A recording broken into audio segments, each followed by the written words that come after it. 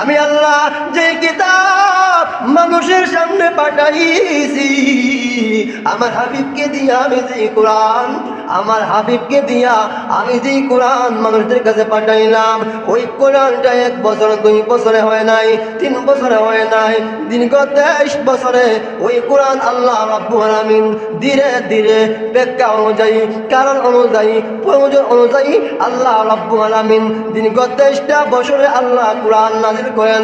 আল্লাহ বলেন ওই কোরআনের মধ্যে আমি আল্লাহ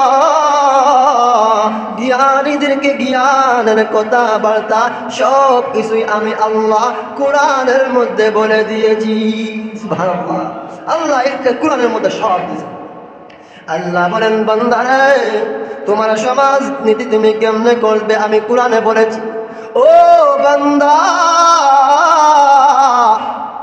রাজনীতি কেমনি করবি আমি আল্লাহ কোরআনে বলে দিয়েছি।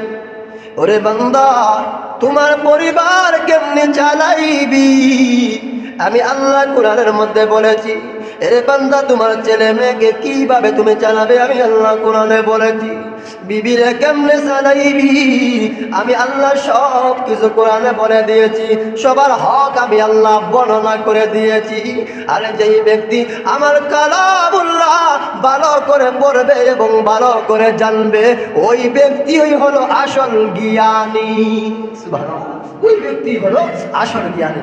এখন আমি কোরআন পড়তে পারি না, কোরআনে আল্লাহ কি লিখছে আমি জানি না। আল্লাহ পবিত্র কোরআনে প্রথমেই বলেছেন যালিকাল কিতাবু লা রাইবা ফীহি। আমি আল্লাহ এমন একটা কোরআন দান করেছি যেই কোরআনের মধ্যে কোনো সন্দেহের অবকাশ নাই। যেই কোরআনের মধ্যে সন্দেহের কোনো অবকাশ নাই। এই কোরআনকে যেই ব্যক্তি সন্দেহ করবে এই ব্যক্তি আর ঈমানদার থাকবে না। কাফের বেঈমানেরা